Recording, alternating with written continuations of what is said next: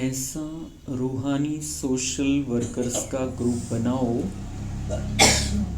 जिनके मुख से सत्यता की अथॉरिटी स्वतः ही बाप की प्रत्यक्षता करेगी। इसलिए अभी परमात्मा बॉम्ब द्वारा धरनी का परिवर्तन करो। जैसे बाबा ने आज की मुरली में बताया, अपने सत्य स्वरूप में टिक कर सत्य बातें सबको बतानी है, सबको सत्य समझाना है।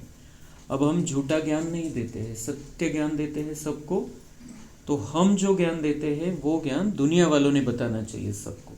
आत्मा कौन है, परमात्मा कौन है। तर त्यासाठी बाबा म्हणताय परमात्मा बॉम्ब द्वारा धरनी का परिवर्तन करो। मतलब परमात्मा के वाइब्रेशन आपके द्वारा चारों ओर फैले तो फिर वैसा वातावरण बन जाएगा। इसका सहज साधन है सदा मुख पर व संकल्प में बाप दादा की निरंतर माला के समान स्मृति हो। सहज साधन क्या है? वातावरण परिवर्तन करने का, दुनिया वाले भी हमारा ज्ञान बोलने लग जाए, उसका सहज साधन है हर संकल्प में, मुख पर संकल्प में बाप दादा की निरंतर माला के समान स्मृति हो। जो बाप दादा के सामने हम बैठे हैं, बाप दादा के सामने हम बैठे हैं, दोनों हैं यहाँ पर उपस्थित, उनको सदा साथ में रखना है। कितने पावरफुल दोनों हस्तियां हैं दुनिया की, ब्रह्मा बाबा और शिव बाबा। तो दोनों को मिला के बाप दादा कहते हैं हम।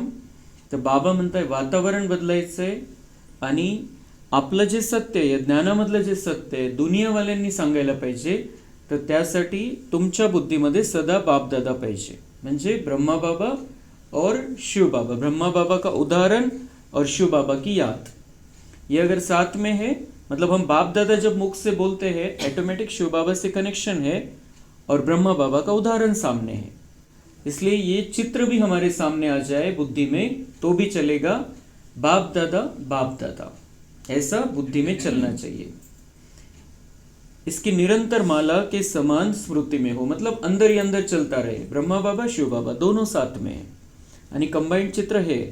तसं आत्मा परमात्मा ज्योतिबिंदूच्या रूपामध्ये आठवण करायची, पण हे चित्र शिवबाबा आणि ब्रह्माबाबांचे जे कंबाइंड आहे हे जर आपल्या सोबत राहील तर तसे वाइब्रेशन सगळीकडे जातील आपल्याद्वारे। तो जो वातावरण बनाना है उसके लिए, क्योंकि वो दोनों भी वही कार्य कर रहे हैं ऊपर बैठकर, और हम साथ में करेंगे तो हमारा उसमें भाग्य बन जाएगा। इसलिए बाप दादा की निरंतर माला के समान स्मृति में रहना चाहिए। सबकी एक ही धुन हो बाप दादा। हम जो सेवा करना चाहते हैं बच्चे, सबकी बुद्धि में बाप दादा होना चाहिए, क्योंकि बाबा ने सेवा, ब्रह्मा बाबा ने सेवा करके दिखाई बाबा के, शिव बाबा के रास्ते पर चलकर। संकल्प कर्म और वाणी में यही अखंड धुन हो, यही अजपा जाप हो। जब ये अजपा जाप हो जाएगा तो और सब बातें स्वतः समाप्त हो जाएगी। संकल्प कर्म और वाणी तीनों में भी बाप दादा। तो ये अलग अलग आइडियाज बाबा हमको बताते रहते हैं। ये बाप दादा का चित्र, बाप दादा को कैसे अपने बुद्धि में रखना है, सदा वाणी में भी रखना है, संकल्प में कि मैं जो संकल्प कर रहा हूँ शिव बाबा को पसंद आएगा या फिर ब्रह्मा बाबा ने किया होगा ऐसा संकल्प। मैं जो शब्द बोल रहा हूँ, क्या शिव बाबा जब शब्द सुनेगा तो उसे अच्छा लगेगा? मेरी टीवी लगी हुई होगी ऊपर, और मेरा शब्द जब बाबा सुनेगा उसको अच्छा लगेगा। और मेरी जगह पे ब्रह्मा बाबा होता तो ऐसे शब्द बोलते क्या हो? तो ये संकल्प वाणी और कर्म में यही अखंड धुन हो बाप दादा, कि वो हमको देख रहे हैं, वो हमारे साथ में है, तो उनको क्या लगेगा, उनको कैसा अच्छा लगेगा, वो क्या करते थे, ये अगर हमारी बुद्धि में रहेगा तो हमारा सब कुछ बहुत सुंदर हो जाएगा। जे वागणं बोलणं विचार व्यवहार भावना कोणीच आपल्याला मग नाव नहीं ठेवू शकत, और उल्टा हमारा उदाहरण उनके सामने रहेगा। जब ये अजपा जाप हो जाएगा तो और सब बातें स्वतः समाप्त हो जाएगी, बाकी सब बातें समाप्त हो जाएगी और हमारे द्वारा अखंड सेवा ऑटोमेटिक चलती रहेगी।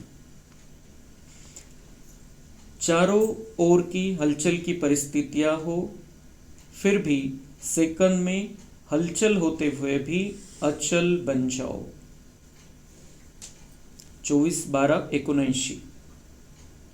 त्यावेळेला बाबांनी सांगितलेलं आहे की चारों ओर की हलचल की परिस्थितियां हो, फिर भी सेकंद में हलचल होते हुए भी अचल बन जाओ, म्हणजे त्याचा काहीच परिणाम आपल्यावरती होऊ देऊ नका। त्यावेळेला तर तेवढी नव्हती, पण आता सगळीकडे हलचलचा माहोल आहे। काही ना काही प्रॉब्लेम आहे, काही ना काही घटना होत राहतात, काही ना काही घोटाळे होत राहतात, काही ना काही चालू आहे, आपल्या जीवनामध्ये चालू आहे, संपूर्ण विश्वभरामध्ये चालू आहे। तर अशा वेळेला आपल्याला प्रॅक्टिस करायची, अचल राहायची, स्थिर राहायची। एक बाबा पर फोकस, बाबा के ज्ञान पर फोकस। तो अचल बन जाओ अर्थात फुल स्टॉप लगाओ। वर्तमान समय हलचल बढ़ने का समय है। अब तो प्रकृती भी छोटे छोटे पेपर ले रही है। केव्हा? 1979 मध्ये बाबा म्हणते प्रकृती छोटे, मतलब पेपर लेणं, प्रकृती निसर्गाचा पेपर तेव्हापासूनच चालू झाला होता, थोड़ा थोड़ा। लेकिन फाइनल पेपर में पांचों तत्वों का विकराल रूप होगा। अभी छोटे छोटे पेपर, कधी? आजपासून 48 वर्षापूर्वी।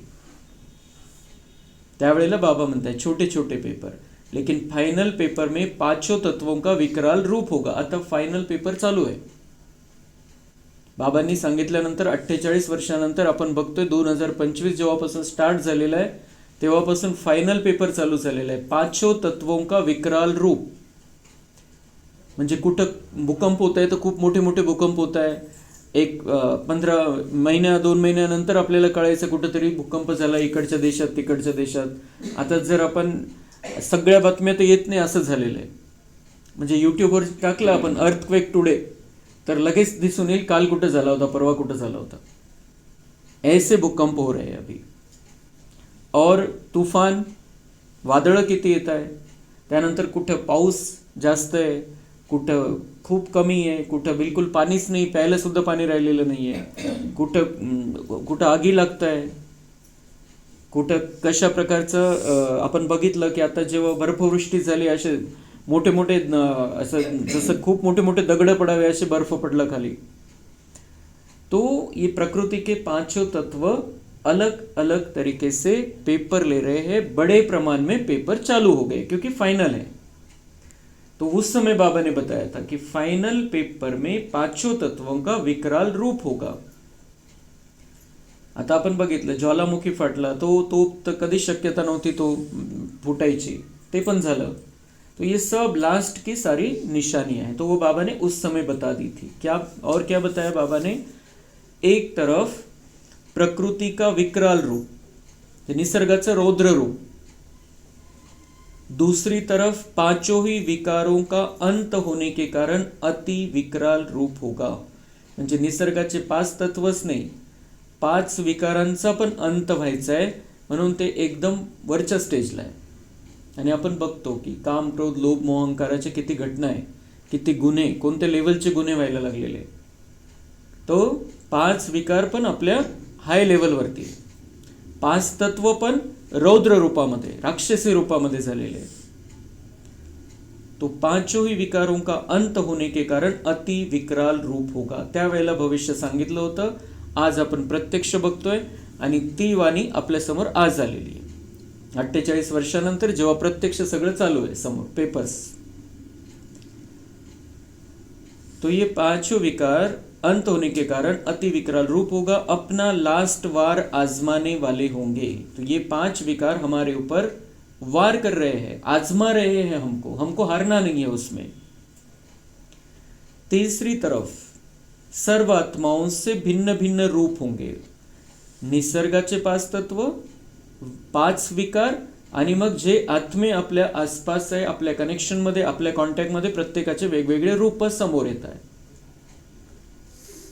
जिसमें मग जे कॉन्टॅक्ट्स मध्ये आहे, कोणाच्या तरी संपर्कात कधीतरी कशामुळे तरी आपण येतो, तो जिसमें तमोगुनी आत्माओं का वार और भक्त आत्माओं की भिन्न भिन्न पुकार होगी. आत्माओं के अलग अलग पार्ट, भिन्न भिन्न रूप.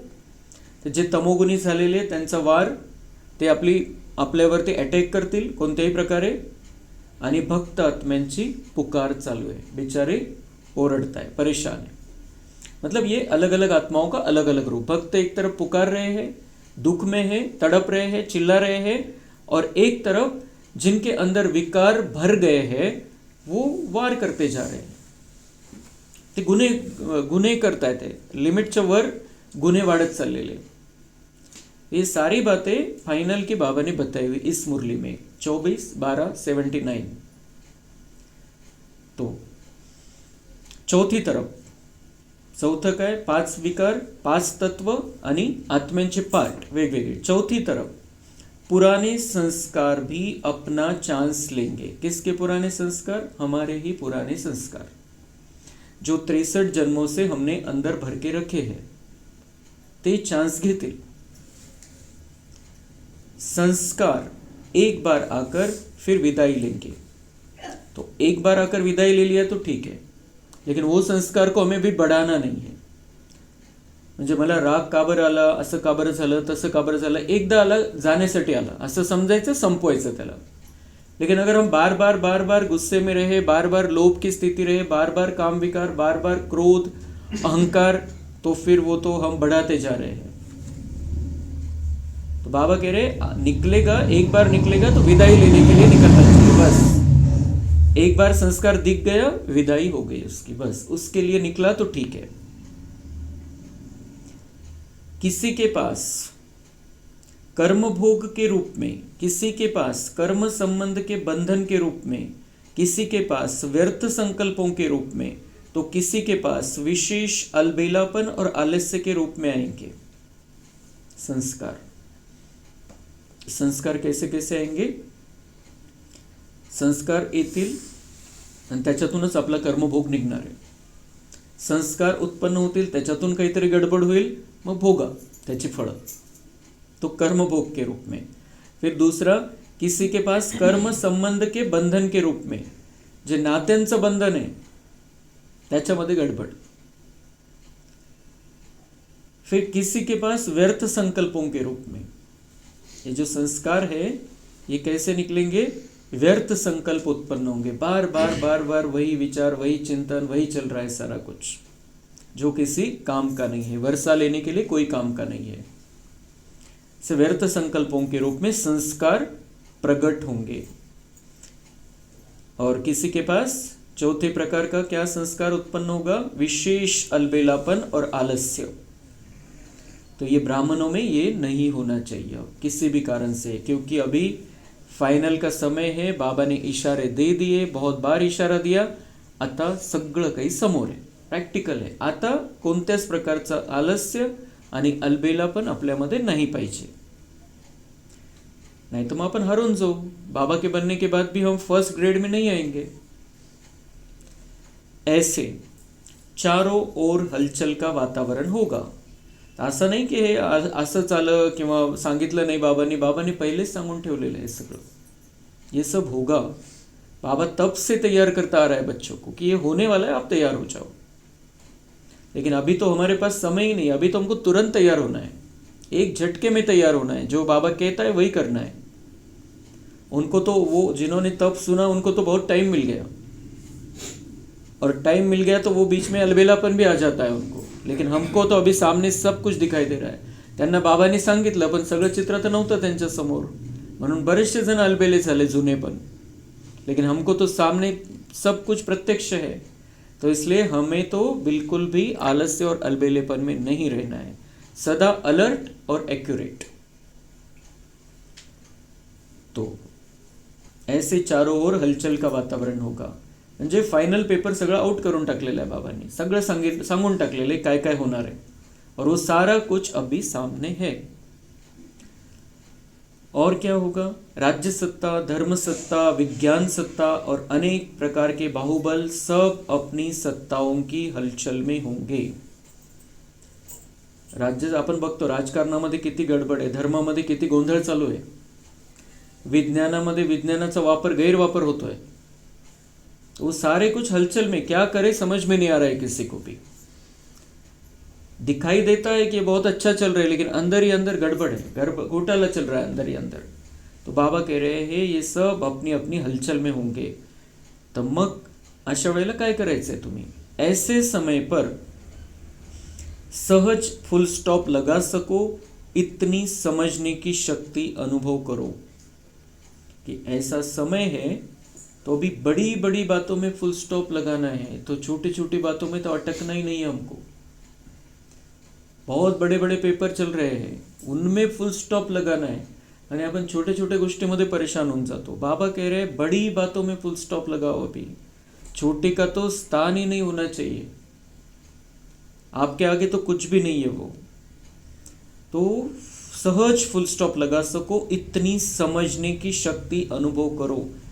समजण्याची शक्ती अनुभव करा, आपल्यामध्ये धारण करा की आता वेळ कोणती आहे।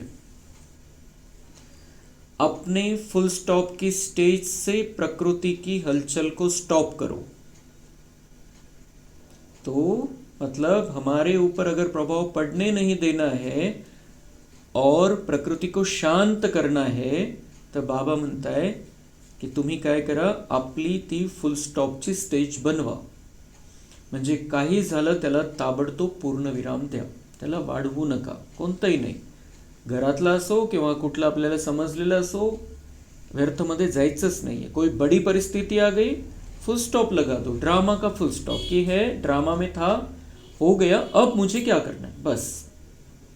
तो ये अगर हमारी फुल स्टॉप की स्टेज आ जाएगी, हम फुल स्टॉप लगाना सीख जाएंगे, उसका अनुभव पक्का हो जाएगा, तो फिर प्रकृति की हलचल भी स्टॉप हो जाएगी हमारे वायब्रेशन से।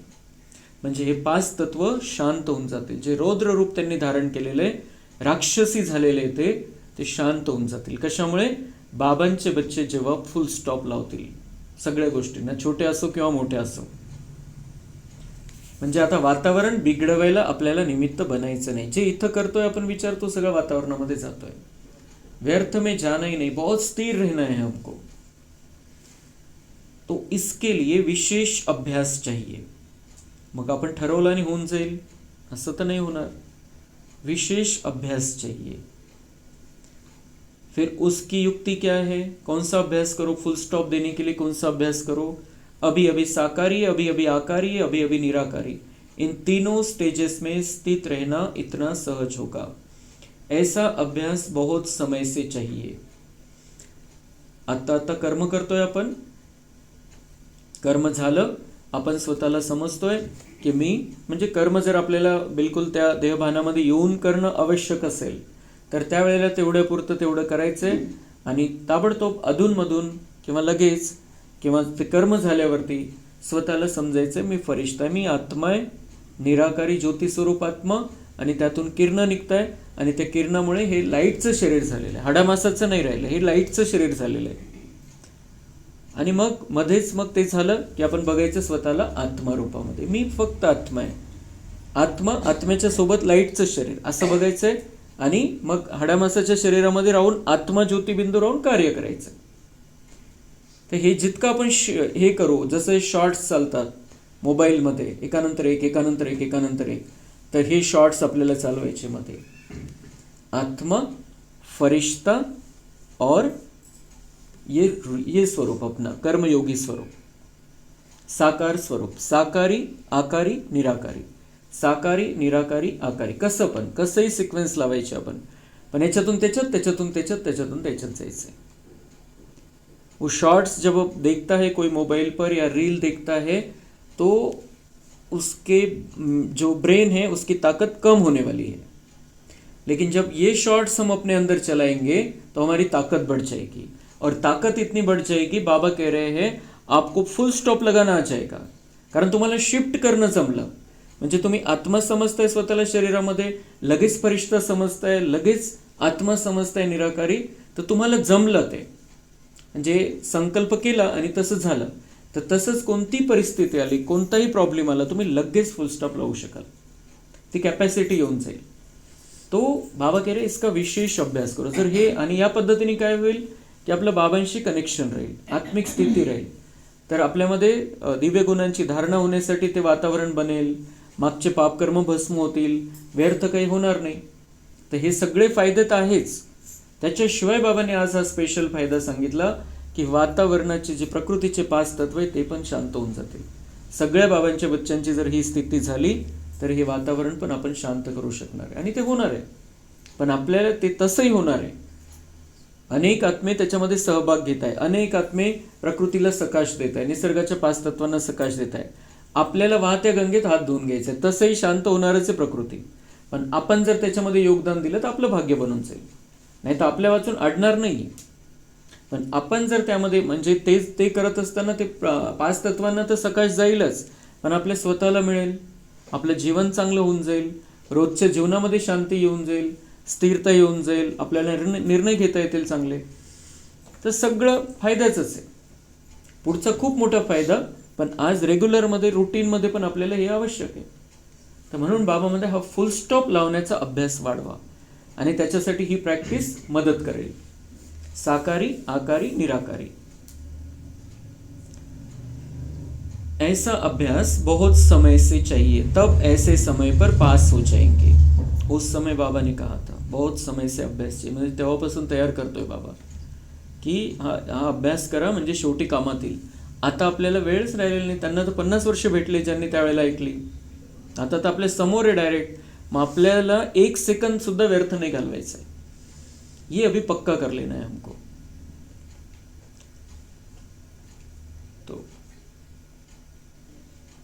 तो ऐसे समय के लिए एवर रेडी होना, या डेट बताए तब तैयार होंगे. उस समय बाबा ने पूछा था डेट बताओ क्या, कब ये ऐसे पेपर आने वाले हैं. और हमको तो अभी डेट की जरूरत ही नहीं, रोज हो रहा है वो. डेट सांगायचीच गरज नाही राहिलेली आहे. आता फायनलच पेपर चाललेले सगळ्या प्रकारचे.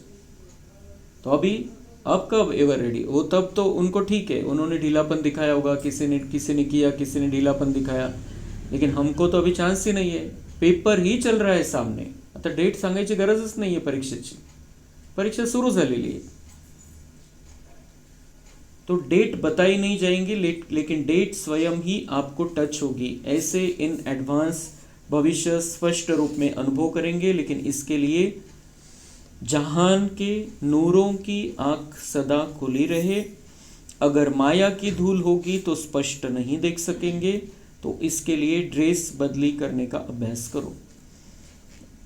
तर बाबा म्हणताय की हे जे जो काही आता समजा फायनल पेपर्स तर चालू झालेले, आपल्या समोर केव्हा येईल, केव्हा कुठं काय होईल, किंवा आपल्याला त्याच्या प्रभावामध्ये केव्हा आपण येणार आहे, हे बाबा म्हणतात तुम्हाला टच होऊ शकतं.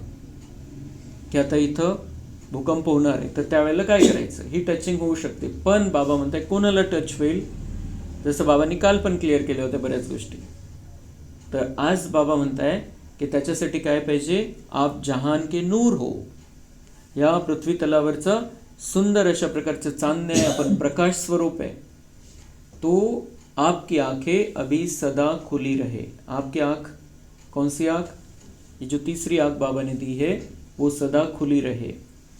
अगर माया की धूल होगी, म्हणजे या तिसऱ्या डोळ्यामध्ये जर मायेचा प्रभाव असेल, विकारांचा प्रभाव असेल, तर मग स्पष्ट दिसणार नाही, बाबांची टचिंग होणार नाही.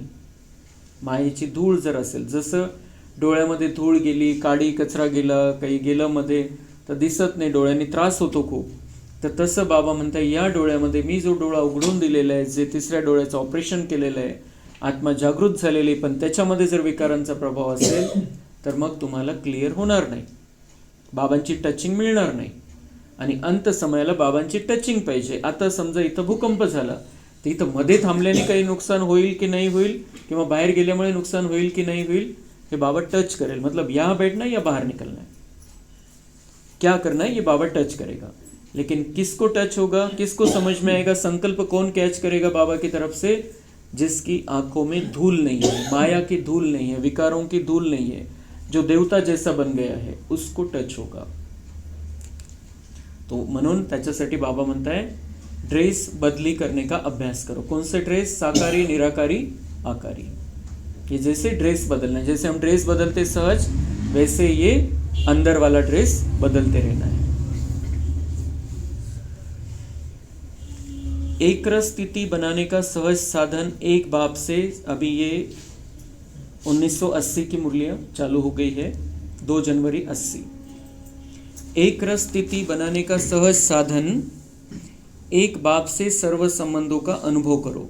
सदा एक बाप की याद में रहने वाले, एक बाप के साथ सर्व संबंध निभाने वाले, एक रस स्थिति में रहते हो, एक बाप द्वारा सर्वरस अर्थात सर्व प्राप्ति का अनुभव करने वाले, इसको कहा जाता है एक रस स्थिति में रहने वाले। एक बाबा, क्लैरिटी, क्लियर कनेक्शन बाबा से, तो मतलब एक रस कहा जाएगा, दूसरा कुछ भी बुद्धि में नहीं, एक बाबा के सिवाय। तो ऐसी जो आत्माएं हैं वो एक रस स्थिति में रहने वाले, उनको कहा जाएगा, बाबा कह रहे ऐसे रहते हो क्या। दूसरा कोई भी दिखाई न दे, है कुछ जो दिखाई दे, बाबा कह रहे दूसरा कुछ है, कुछ देखने जैसा रहा है इस दुनिया में, मेरे सिवाय कोई देखने जैसा रहा है, बाबा पूछ रहा है। दूसरा कोई भी दिखाई न दे, मतलब किसी को भी देखना है तो आत्मा रूप में देखना है, सेवा का साथी है, सेवा के रूप में देखना है। लेकिन ऐसे देह भान से देखने जैसा बाबा कह रहे इस दुनिया में कुछ रहा है सिवाय बाप के, और कोई देखने की वस्तु है जो देखो। बाबा कैसा है, प्यार का सागर, शांति का सागर, आनंद का सागर, सर्वशक्तिमान। तो ऐसा कोई है दुनिया में आज? बाप के सिवाय कोई सुनाने वाला है जिससे सुनो? इतनी मीठी मीठी, इतनी प्यारी प्यारी और इतनी सुंदर बातें, श्रेष्ठ बातें बाबा हमको सुनाता है, ऐसा कोई सुनाता है दुनिया में? बाबा मतलब कोई है जो तुमको कुछ और सुनाए, कुछ अच्छा सुनाए, कुछ स्पेशल सुनाए, कुछ अलग सुनाए, कुछ श्रेष्ठ ऐसा सुनाए जिससे आपका भाग्य बन जाए या आप देवता बन जाओ? है कोई दूसरा सुनाने वाला? एक बाबा ही हम सबको सुनाता ये सारी बातें। बहुतों को देख भी लिया, सुन भी लिया और उसका परिणाम भी देख लिया। बहुतों को सुन लिया, देख लिया, सुन भी लिया, परिणाम क्या हुआ? हम कहाँ आकर पहुंचे हैं, कैसी लाईफ बन गई है, दुनिया कैसी बन गई है। म्हणून बाबा म्हणतात रिझल्ट बघितला, किती किती मोठ्या मोठ्यांचं ऐकलं असेल, किती शास्त्रांची मत घेतली असेल, किती प्रवचन ऐकले असतील, किती गुरु केले असतील, किती जणांचं किती तीर्थयात्रे केले असतील, किती जणांचं दर्शन घेतलं असेल, किती व्रत उपवास केले असतील, सब करके देख लिया और उसका परिणाम भी देख लिया। परिणाम क्या है? हम ऐसे हो गए, दुख है, कुछ ना कुछ बीमारी है, कुछ ना कुछ तकलीफ है, कुछ ना कुछ टेंशन है, और दुनिया का वातावरण ऐसा बन गया है। तन मन धन जन संबंध संपर्क, कुछ ना कुछ प्रॉब्लम है हर एक के साथ। तो बाबा कह रहे जो वो सब आपने कर लिया और परिणाम भी आपके सामने। काय मिळालं त्याच्यातून? समोर आहे रिझल्ट। तो अभी एक की याद में एक रस। तर बाबा म्हणतात रिझल्ट बघितला, झालं जे झालं ते झालं, ड्रामा होता। आता बाबा म्हणताय एक माझ्या आठवणीमध्ये राहा। बहुतों को छोड़ एक की याद, एक को देखो, एक को सुनो, एक से बैठो।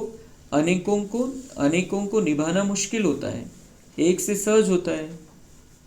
बाबा म्हणतात किती आहे भक्ती मार्गामध्ये? भक्ती मार्गामध्ये ते तर जितके मंदिरं असतील, जवळपास जेवढे जर कोणी दर्शनाला निघालं, जेवढे मंदिरं असतील, एकही मंदिर सोडत नाही तो। सगळ्या मंदिरांचं दर्शन घेईल, सगळ्या जिथं कुठं देवी असतील त्यांचं सगळ्यांचं दर्शन घेईल। सगळं जे कोणी सांगितलं हे व्रत करा, ते व्रत करा, हे करायला पाहिजे, इकडं खेट्या घालायला पाहिजे, ते करायला पाहिजे, किती किती करतात भक्ती मार्गामध्ये। आणि बाबा म्हणतात इथं तुम्हाला काय करायचंय? फक्त माझ्याशी कनेक्शन, फक्त एक सोपं आहे ना इतकं सगळं करायपेक्षा। आणि त्याचा परिणाम पण बघितला आपण, ज्यांनी जे सांगितलं ते सगळं करत आलो आपण, आणि आपण स्वतःच रस्ता दाखवला द्वापर नंतर।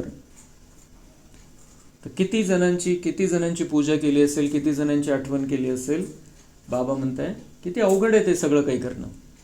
आणि हे तो इथं फक्त एक अपने आप को आत्मा समझ के बाबा को याद करो, सहज कर दे। और वो सभी जो क्यों नहीं करना है? क्योंकि सभी का वो बाप है।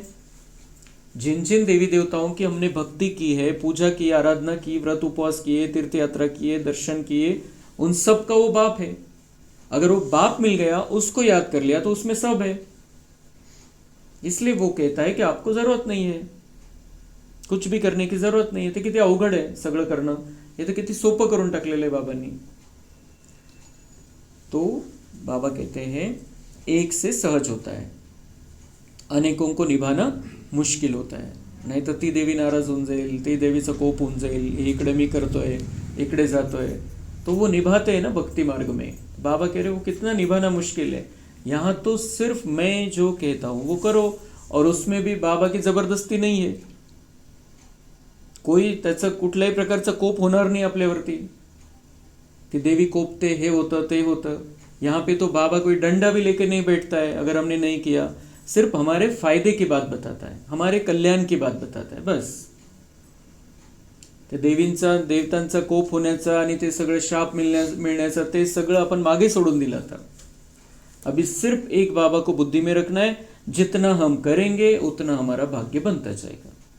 अभी डर सब खत्म, लेकिन जितना हम प्यार से, बाबा के प्यार से आगे बढ़ते जाएंगे उतना हमारा श्रेष्ठ से श्रेष्ठ भाग्य बनता जाएगा. अनेक जन्म अनेकों से निभाया, अनेक जन्म अनेकों से निभाया. बाप से अलग, टीचर से अलग, गुरु से अलग. कितने गुरु, कितने टीचर, अनेक जन्म. बाबा कह रहे सबके साथ आपने निभाया. कितनों के साथ निभाया. अब सहज तरीका बाप ने बताया कि एक से निभाओ, एक से निभाओ. एक में सब कुछ है, उससे प्रीत निभाओ, उसके कहने पे चलो. जहां देखो वहां एक ही देखो. इसी को ही भावना के कारण भक्ति में सर्वव्यापी कह दिया है. अब ये सर्वव्यापी का रहस्य बाबा बता रहा है की बाबांनी आपल्याला फक्त जिथं कुठं आपण आहो तिथं बघायचं आहे, बाबा माझ्या सोबत आहे, बाबा सोबत आहे, बाबामध्ये सगळं काही आहे. आपण कोणालाही बघतोय तर काय बघतो की ये बाबा का बच्चा है. बाबा बीच में लेके आते हैं. हम कहीं पर भी जाते हैं, किसी से भी मिलते हैं, किसी के बारे में भी सोचते हैं, कोई ड्रामा की सीन सामने आ जाती है, हम बाबा को याद करते हैं. और बाबा ने तो कहा है मुझे छोड़ो ही मत दिन भर में. तो हमको जितना बाबा से प्यार बढ़ता जाता है, हमको ऐसा महसूस होता है की बाप दादा मेरे साथ में है, बाबा मेरे साथ में है, बाबांच्या फोकसमध्ये है, बाबांच्या छत्रीमध्ये मी चालतोय, बाबांचा हात माझ्या डोक्यावरती आहे, बाबांचा हात मी पकडलेला आहे.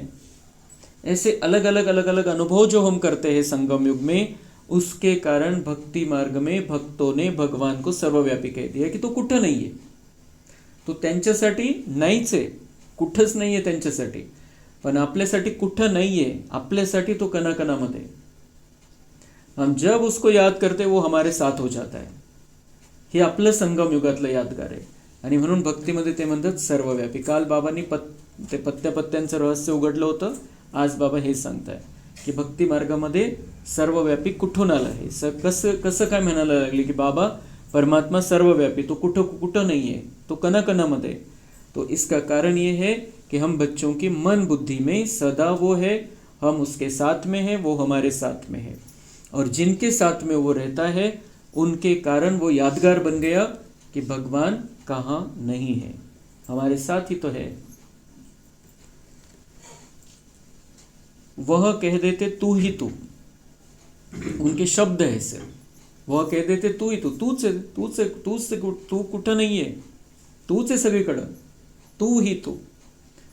और आप सदा बाप के साथ का अनुभव करते. वो सिर्फ कह देते, शब्द है या बोलना है बस, लेकिन हम तो बाबा के साथ का अनुभव करते. अब ये अनुभव हमको बढ़ाना है. जितका प्यार आणि निश्चय आपला वाढत जाईल बाबांवरती, तितका आपला अनुभव वाढत जाईल. आपल्याला बरोबर बाबा ते जाणीव करून देईल की तो आपल्या सोबतच आहे. प्रेम आणि निश्चय दोनच गोष्टी आहे की ज्या आधाराने बाबांना आपण सोबत ठेवू शकतो. बाबा आपल्या सोबत राहणार नाही असं होऊच शकत नाही. बाबा से प्यार है और बाबा पर संपूर्ण निश्चय, संपूर्ण विश्वास है, तो फिर बाबा हमारे साथ में ही है. और वो अनुभव कराता भी. जेव्हा संशय येतो मनामध्ये किंवा तितकं मग आपल्याला प्रेम नाही आहे बाबांविषयी, मोहाचे धागे आहेत सगळीकडे, तर मग बाबांचं तेवढा अनुभव होतच नाही. जहां जाओ वहां बाप ही बाप अनुभव हो. ऐसे हमारा जीवन हमको अभी बनाना है।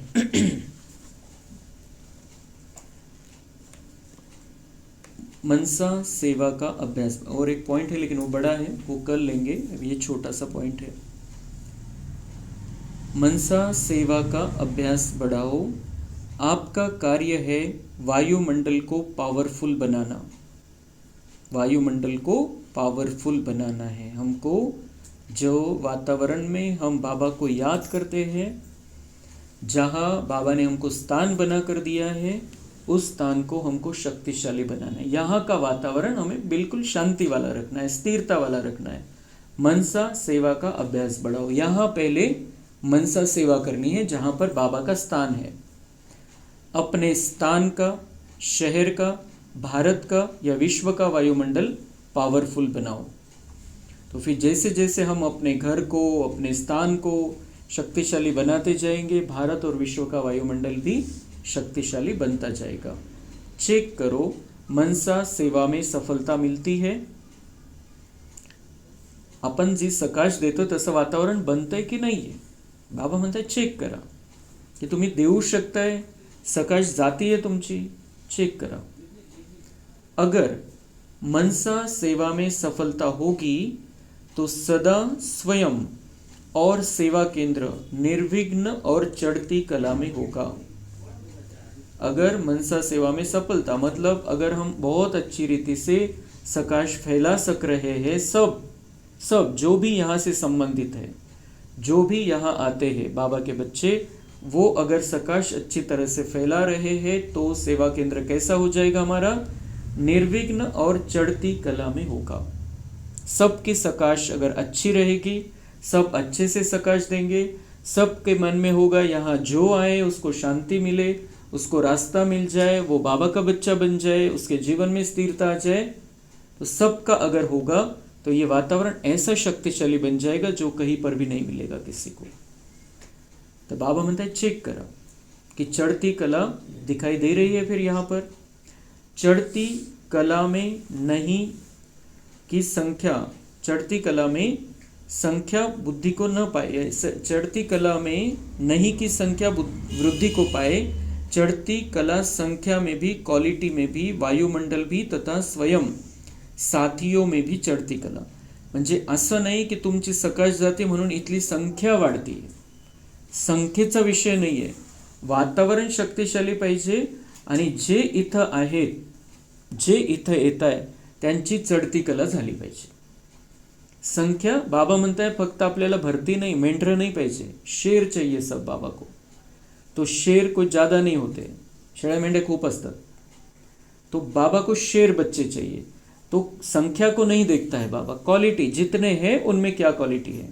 तो बाबा कह रहे आप ऐसा वातावरण बनाओ जो यहाँ पर आते हैं वो चढ़ती कला में जाए, उनका भाग्य बनता जाए, उनकी उन्नति होती जाए, उनके अंदर सतोप्रधानता बढ़ती जाए, उनका बाबा के साथ प्यार बढ़ता जाए। तो ये चढ़ती कला, यहाँ से आत्माओं की चढ़ती कला होनी चाहिए।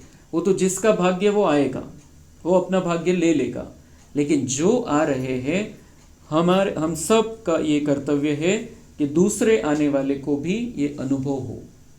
मेरी सकाश से उनको शांति मिले, मेरी सकाश से उनको प्रेरणा मिले, मेरे उदाहरण से वो कुछ सीखे कि हमको भी ऐसा बनना है। तो चढ़ती कला होगी। तो इसको कहते चढ़ती कला या मनसा सेवा की सफलता। लास्ट में वाचा सेवा का चांस भी नहीं होगा, मनसा सेवा पर सर्टिफिकेट मिलेगा। पुढे चालून कोणी ऐकणार नाही, त्यांना फक्त अनुभव पाहिजे। इथं आले तर शांती भेटली तर ते स्वीकारतील कि हाँ बरोबर काहीतरी आहे। क्योंकि इतनी लंबी क्यू होगी जो बोल नहीं सकेंगे, यानी नंतर तर रांगा लागणार आहे बाबा म्हणताय, नंतर रांगा लगतील, क्योंकि कहीं से कुछ नहीं मिलने वाला है। आस्था के सभी आधार हिलने वाले हैं, तो वो हमारे पास ही आएंगे। म्हणून आपल्याला आधीच वातावरण बनवून ठेवायचं है कि वो आए और पाए। वो आए शांति लेने के लिए, यहाँ बैठे 2 मिनट शांति मिल जाएगी उनको, या हमको मिलेंगे। हमारी ऐसी स्थिति होनी चाहिए, उनको शांति चाहिए, शक्ति चाहिए, प्यार चाहिए, हमारे द्वारा मिल जाएगा उनको। क्योंकि लाईन लगेगी, एक एक जसं ते मंदिरामध्ये लाईन लागते, इतकी गर्दी होऊन जाते वैसा आगे चल के हमारे पास आने वालों की भी लाईन लगने वाली, वो प्रॅक्टिकल में होने वाला है. इथं ते होणार आहे म्हणून ते मूर्त्यांच्या समोर रांगा लावतात. यहाँ पे हमने किया है, तो वो करना है, उसी के लिए हम अपने आप को अभी तैयार कर रहे हैं. म्हणून आपल्यामुळे वातावरण खराब नाही झालं पाहिजे, इथलं असो किंवा संपूर्ण विश्वाचं असो. आपल्याला वातावरण चांगलं बनवायला मदत करायची, शांती आणायची, वातावरणामध्ये स्थिरता आणायची आहे, प्रेम द्यायचं आहे, शक्ती भरायची है. नज़र से निहाल करना पड़ेगा. हम दृष्टि देंगे और उनको अच्छा लगेगा. अपनी वृत्ति से उनकी वृत्ति बदलनी होगी. जसं आपली दृष्टिकोन राहील, त्यांचा दृष्टिकोन पण होऊन जाईल. इतकी शक्ती आपल्यामध्ये येईल की ते आपल्याला बघतील आणि त्यांच्यामध्ये परिवर्तन येऊन जाईल. इतकं म्हणजे किती हाय लेवलचं बाबा सांगतोय आपल्याला की असं तुम्हाला बनायचं आहे. फक्त लिमिटेड नाही आहे की आपलं कल्याण आपण करतोय, सगळ्या विश्वाच्या कल्याणाचे निमित्त बनायचं आहे. आणि ते जे निमित्त बनतील त्यांचं किती मोठं भाग्य असणार आहे. बाबा डायरेक्ट त्यांना राजा बनवेल तिथं. तो अपनी स्मृति से उनको समर्थ बनाना पड़ेगा. जो हम याद करेंगे, बाबा की याद में रहेंगे हम, उनको शक्ति मिल जाएगी. ऐसा हमें अपने आप को बनाना है. अच्छा, ओम शांति.